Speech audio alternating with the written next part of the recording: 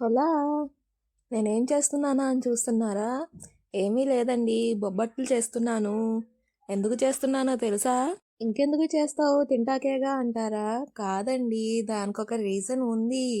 ఏంటా ఆ రీజన్ అనుకుంటున్నారా? వీడియో చివరి వరకు చూడండి మీకే అర్థమవుతుంది. ముందుగా బొబ్బట్లు ఎలా ప్రిపేర్ చేసుకోవాలో చూసేద్దాం. ముందుగా శనగపప్పుని మెత్తగా ఉడికించుకుని మిక్సీ పట్టుకుని పక్కన పెట్టుకోవాలి. తర్వాత మైదా పిండి తీసుకుని అందులో కొంచెం సాల్ట్ ఆయిల్ వేసుకుని బాగా కలుపుకుని సరిపడా వాటర్తో వేసుకుని ముద్దలాగా కలుపుకున్న తర్వాత పైనుంచి మళ్ళీ ఆయిల్ వేసుకుని కాసేపు పక్కన పెట్టుకోవాలి. బొబ్బట్లకి ఇదే మెయిన్ అండి. పిండికి ఎంత ఎక్కువగా రెస్ట్ ఇస్తే అంత మంచిగా సాగుతుంది. ఇది మాత్రం గుర్తుపెట్టుకోండి. మా అమ్మ ఉండలు లేకుండా కలుపుకుని ఆ పిండిని బాగా మిక్స్ చేస్తుంది. మేము కూడా చేయడం ఇదే ఫస్ట్ టైం అండి. ప్రాసెస్ మొత్తం యూట్యూబ్లోనే చూసి చేసాము. మళ్ళీ యూట్యూబ్లోనే వీడియో అప్లోడ్ చేస్తున్నాము. ఎవరికైనా యూజ్ అయితే యూజ్ చేసుకోండి. నా వీడియోని లైక్ చేయండి, షేర్ చేయండి అండ్ సబ్స్క్రైబ్ చేసుకొని మన వీడియో మీద ఒక కన్నేసి ఉంచండి.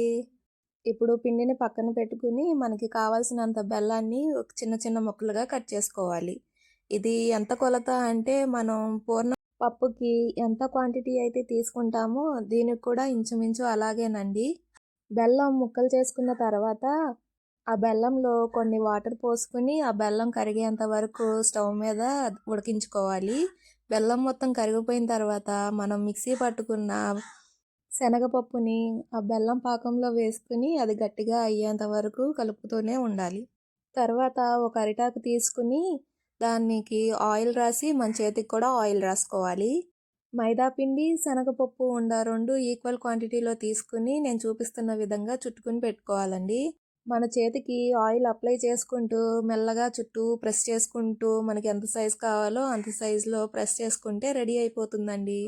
దీన్ని ఇలాగే తీసుకెళ్ళి పెనం మీద వేసి ఆయిల్తో రెండు పక్కల మంచిగా కాల్చుకుంటే మన బొబ్బట్టు రెడీ.